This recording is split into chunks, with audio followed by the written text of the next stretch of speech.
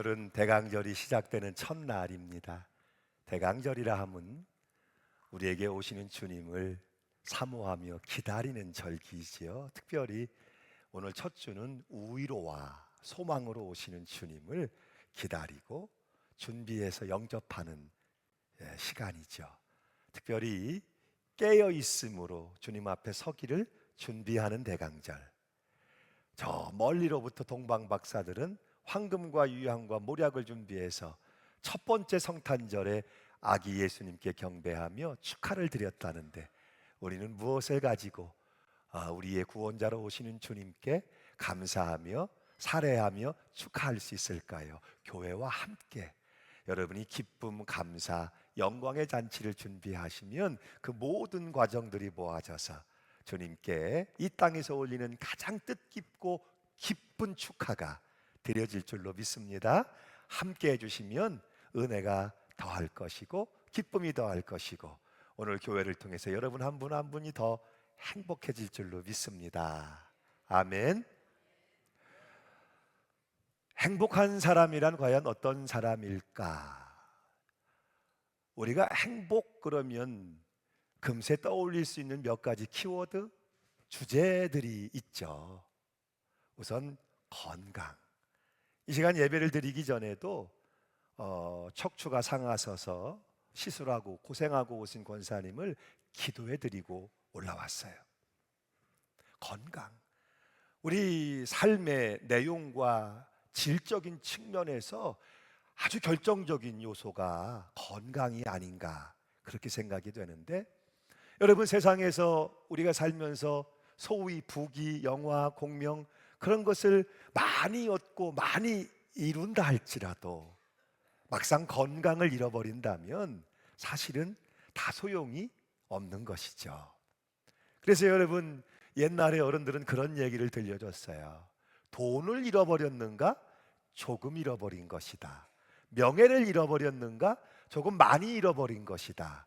건강을 잃어버렸는가? 전부 다 잃어버린 것이다. 그만큼 건강이 중요하다는 거죠. 문제는 건강할 때는 그것을 우리가 잘 모른다는 거예요. 건강을 잃고 나서야 건강이 얼마나 소중한 것인지를 깨닫게 되는 거죠. 그래서 건강할 수만 있다면, 다시 건강할 수만 있다면 부러울 것이 없겠다, 그런 하소연하는 분들이 우리 주위에 점점 늘어가는 것을 볼 수 있죠. 저는 예수 안에서, 은혜 안에서 여러분 한 분 한 분이 건강한 사람, 행복자들로 변화되는 역사가 있게 하시기를 축복합니다. 또 우리가 행복 그러면 떠올려야 할 중요한 주제가 일, 노동, 일하는 기쁨, 할 일이 있는 사람. 행복을 이야기할 때 빼놓을 수가 없는 요소예요. 여러분, 우리는 때때로 아침에 눈 뜨기 싫을 때도 있어요. 일에 많이 치이고 시달리고 일이 과중되고 힘들고 스트레스를 받으면 정말 아침에 눈 뜨기 싫을 때도 있죠. 그럼에도 불구하고 일하는 사람, 할 일이 있는 사람은 행복한 사람일 수 있다는 거예요. 여러분, 정년 퇴직을 하는 주위에 많은 분들의 이야기를 들어보면 거의 비슷하지요. 한 달, 두 달 정도는 참 좋대요. 마음껏 쉴 수도 있고 마음껏 하고 싶은 것도 하고 놀 수도 있고 좋다고 하시지만, 조금 더 시간이 지나가면 금세 어디 일할 것이 없나 하고 찾는 분들을 보게 돼요. 월급은 조금만 줘도 좋으니 제발 나에게 일을 시켜주시오, 일거리를 주시오 하지만 그게 마음대로 되지 않잖아요. 시켜주지 않으니까 인생을 두고 그 무료함 혹은 그 흔들리는 불안함으로 푸념하는 분들이 더해가는 것을 볼 수 있어요. 여러분, 일하는 기쁨은 행복을 이야기할 때 빼놓을 수 없는 요소 가운데 하나가 돼요. 그리고 또 한 가지만 더 이야기를 해보자면 보람. 우리가 열심히 일하는데 보람 없다면 이거 문제 아니에요? 열심히 산다고 사는데 보람을 전혀 느끼지 못한다. 내 삶의 의미와 가치, 보람을 느낄 수 있는 사람은 행복한 사람이다.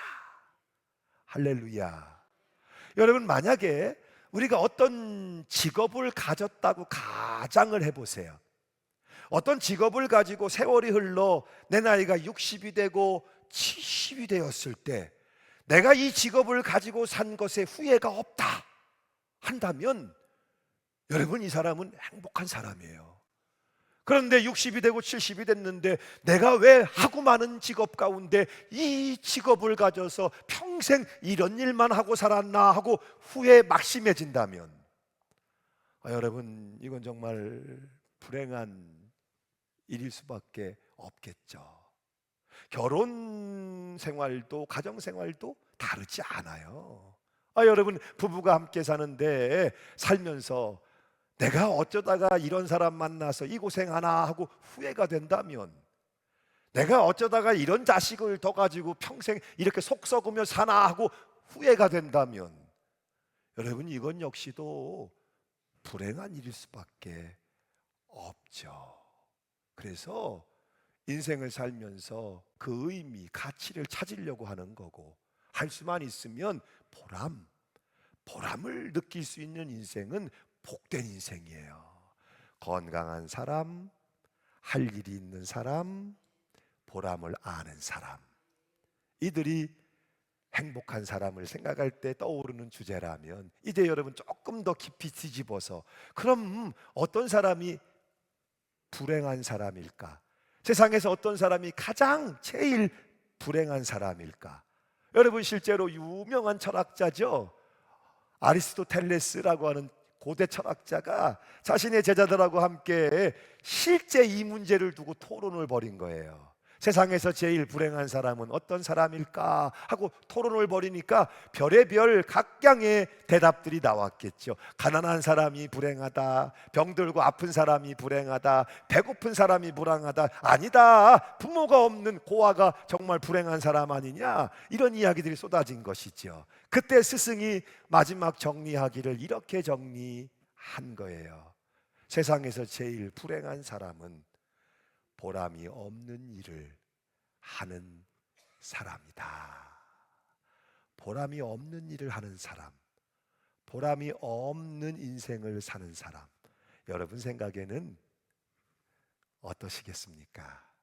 오늘 주님은 본문의 27절에서 아주 중요한 말씀을 우리에게 시작해 주고 계세요. 같이 한번 읽어보시죠. 시작.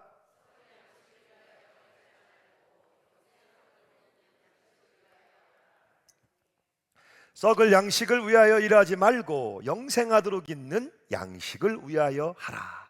썩을 양식인 줄 알면서, 헛된 일인 줄 알면서, 그것이 보람없는 일인 줄 알면서 계속 행한다면 그것은 불쌍하고 불행한 사람일 수밖에 없죠. 아침에 일찍 일어날 수 있어요. 밤늦게 자리에 누울 수 있어요. 그 사이를 수고하고 분투하고 애쓰는 걸로 채울 수도 있겠죠. 그런데 그런 인생이 허망함으로 끝난다면, 혹은 그런 인생이 고단하기만 한 것이라면 이것은 정말 불쌍하고 불행한 인생일 수밖에 없는 거죠.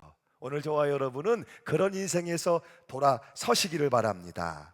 예수님께서 그 광야에서 일시에 5,000명을 먹이셨어요.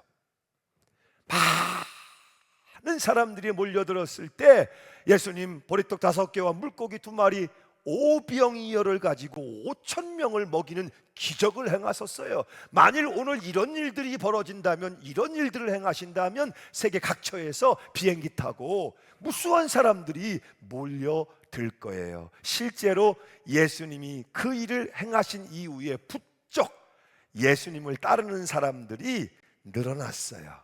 얼마나 많은 사람들이 몰려드는지 이리 밀리고 저리 밀리며 예수님 쫓아보겠다고 애쓰는 사람들을 보면서 예수님이 이렇게 말씀을 시작하신 거예요. 저 사람들이 나를 찾는 것은, 나를 따르는 것은 표적을 보고 표적의 의미를 알았기 때문이 아니고 떡을 먹고 배부른 까닭이다 라고 말씀을 하신 거예요.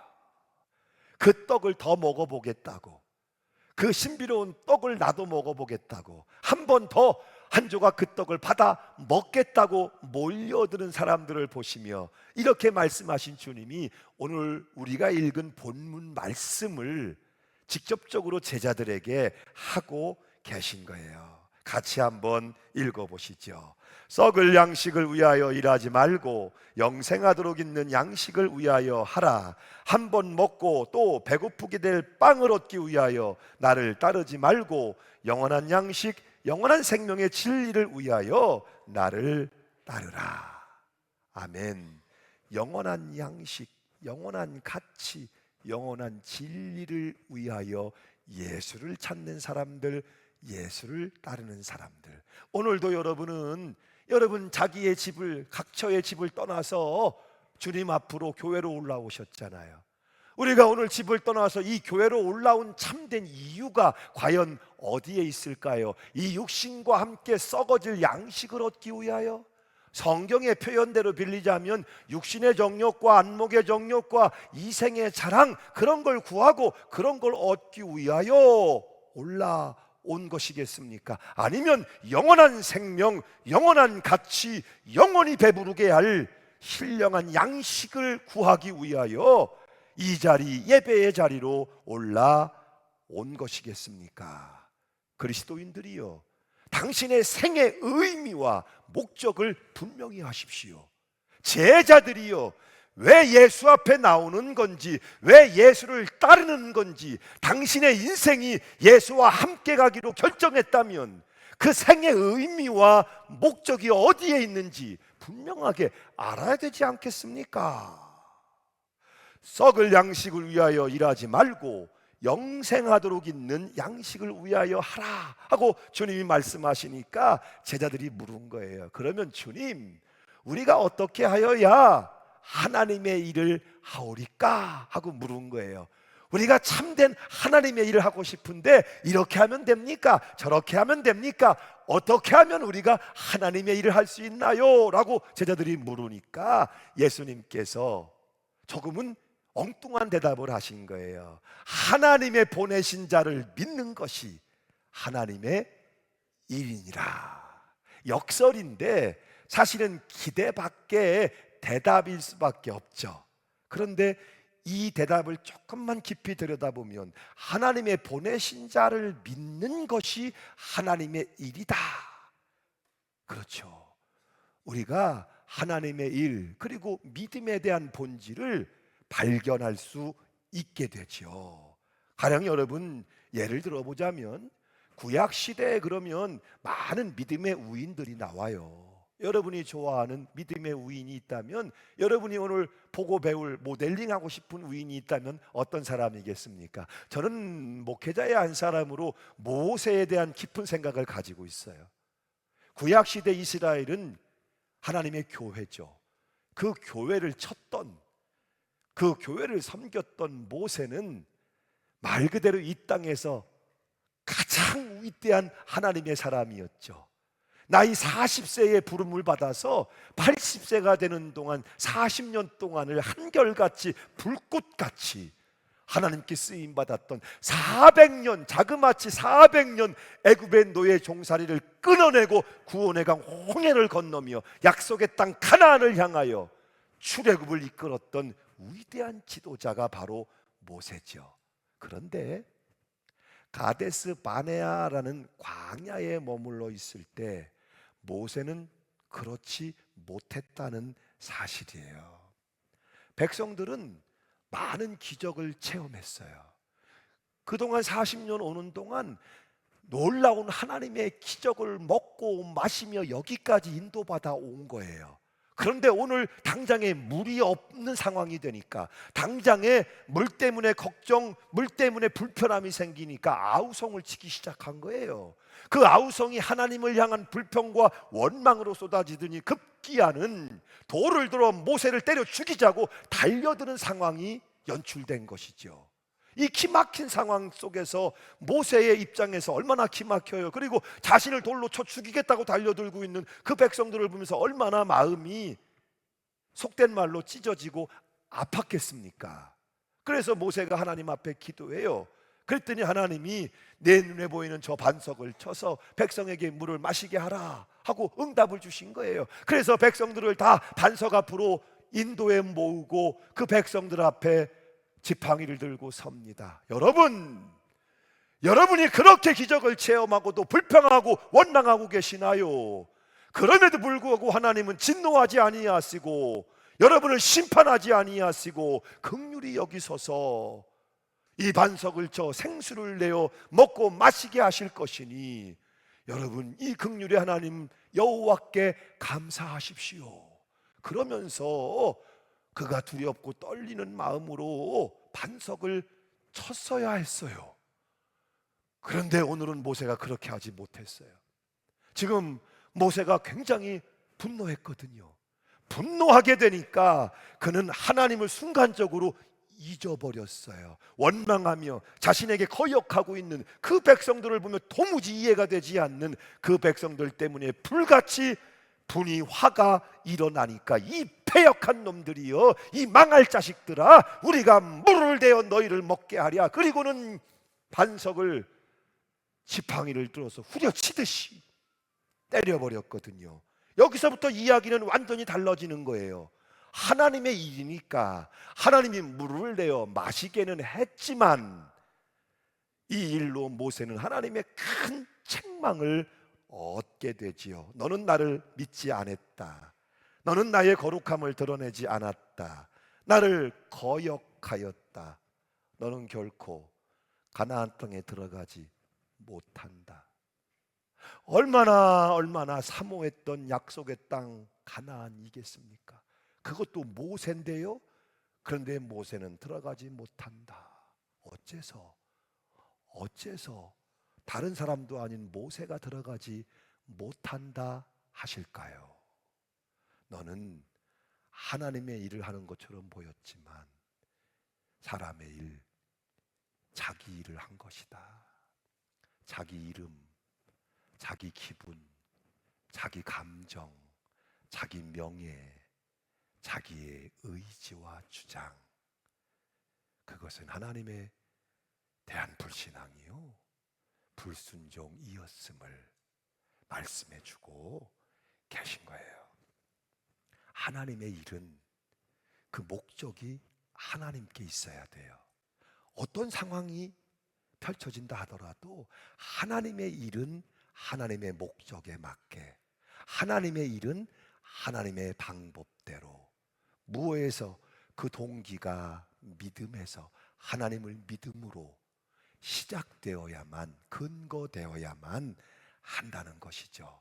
그러니까 여러분, 우리가 흔히 하듯이 이거냐 저거냐 그렇게 따지고 구별하려고 하는 것은 좋은 것이 아니라는 거예요. 어때요 여러분? 교회에서 하는 일은 하나님의 일이고, 여러분 시장에서, 가정에서 하는 일은 하나님의 일이 아닌가요?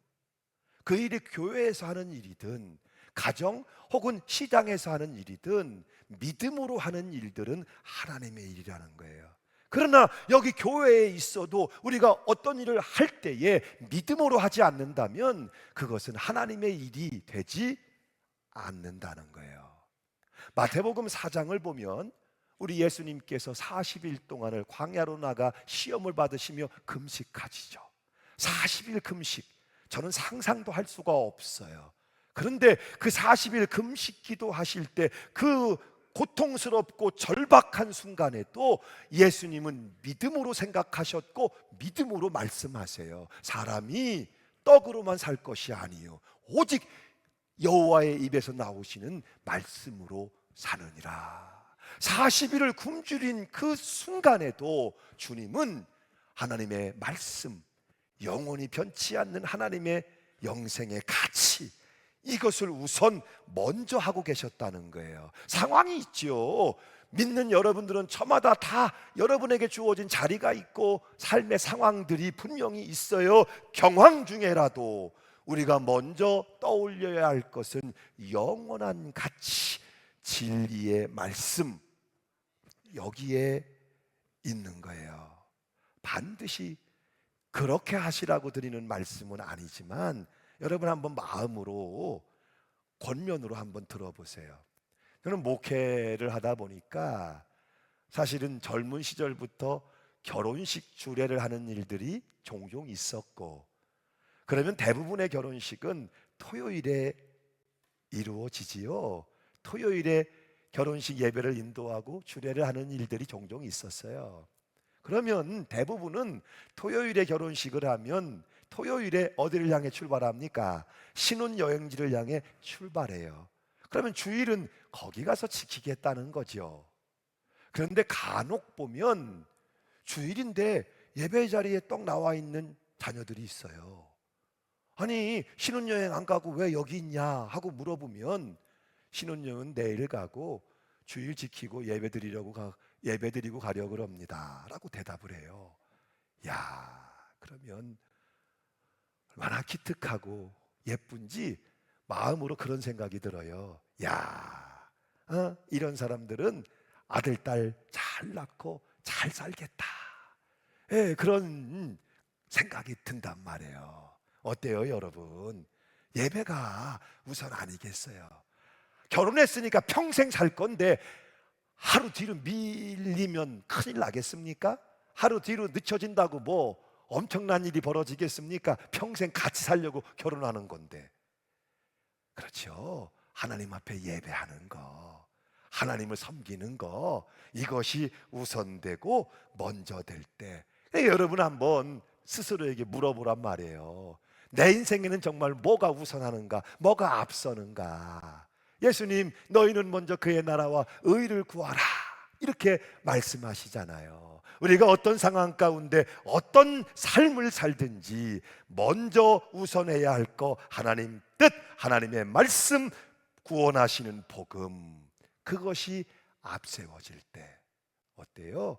오늘 여러분이 무엇을 우선시하는가, 무엇을 앞세우고 있는가에 따라서 하나님의 일을 하기도 하고 하나님의 일을 저버리기도 하고, 이것이 판가름될 수밖에 없는 것이죠. 예수님 당시에 유대인들이 신경 썼던 것, 유대인들이 제일 중요하다고 생각했던 것이 뭐냐면 공로라는 거예요. 그래서 초대교회에 우리가 성경을 읽어보면 공로라는 말이 종종 등장하죠. 유대인들은 이 공로를 굉장히 중시했어요. 의를 드러내는 것, 자기 의를 높이는 것, 뭔가 공로를 세워서 하나님 앞에 상 받는 인생을 사는 것, 이 부분에 관심과 열심히 집중되어 있었다는 것이죠. 그런데 그런 유대인들을 바라보시면서 오늘 예수님이 이 말씀을 하고 계신 거예요. 하나님이 보내신 자, 하나님이 보내신 그를 믿는 것이 하나님의 일이다. 이게 무슨 말이에요? 여러분이 공로를 따집니까? 여러분이 공로를 중시합니까? 여러분이 자기 의를 높이고 드러내길 원합니까? 내려놓으십시오. 하나님이 주시는 은혜, 하나님이 주시는 선물, 그분이 보내신 자를 믿음으로 받는 것, 받아들이는 것, 그것이 바로 하나님이 기뻐하시는 일입니다. 이것이 요한복음이 말씀하는 신앙이고, 뭐예요? 그렇죠. 믿는 것, 수용하는 것, 영접하는 것. 예수를 믿는 자는 그 이름을 믿는 자요, 그를 영접한 자요. 할렐루야.